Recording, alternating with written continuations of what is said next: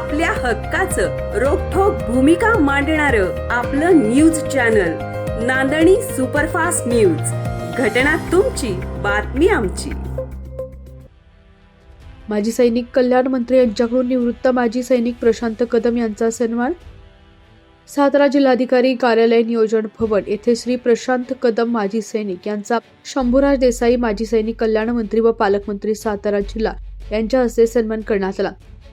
यावेळी जिल्हाधिकारी सातारा, मुख्य अधिकारी जिल्हा परिषद सातारा व लेफ्टनंट कर्नल सतेश हंगे, उपसंचालक सैनिक कल्याण विभाग पुणे व जिल्हा सैनिक कल्याण अधिकारी सातारा व अन्य अधिकारी उपस्थित होते।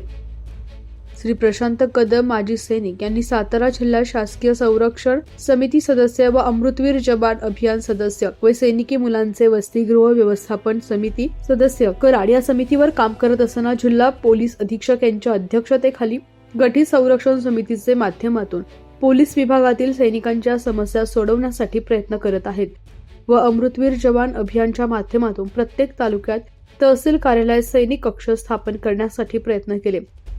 तहसीलदार यांच्या अध्यक्षतेखाली मासिक बैठकीमध्ये महसूल, पोलीस, ग्रामविकास, भूमिलेख, अन्य सर्व विभागातील सैनिक व कुटुंबीय यांच्या समस्या सोडवण्यासाठी प्रयत्न पाठपुरावा केला व शहीद सैनिक जवानांचे शहीद दिवस त्यांच्या स्मारकस्थळी प्रशासनाला घेऊन साजरे केले।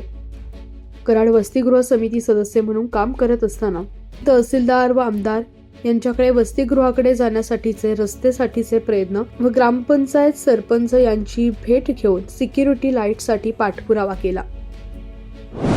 अशाच ताज्या घडामोडी पाहण्यासाठी आजच आपल्या नांदणी सुपरफास्ट न्यूज या YouTube चॅनलला लाईक करा, शेअर करा आणि सबस्क्राईब करायला विसरू नका।